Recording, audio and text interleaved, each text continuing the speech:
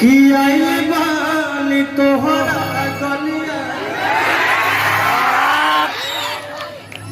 अरे केने बारू हमार ललिया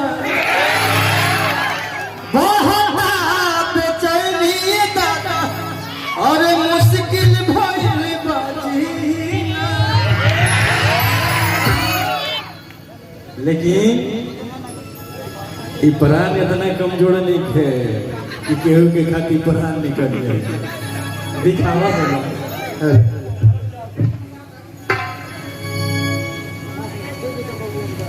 की भी की तारे पेली भी जाले की भाईया आवा है भोलेनाथ।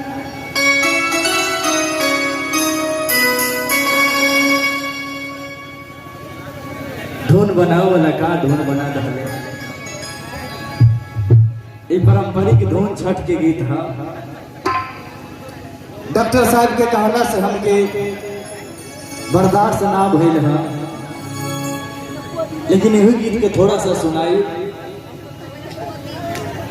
कि काल पेली भी जाले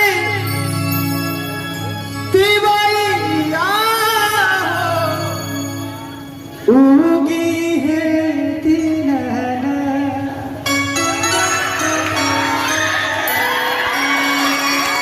कितना प्रेम भाव इस शब्द में बा कि कटलो से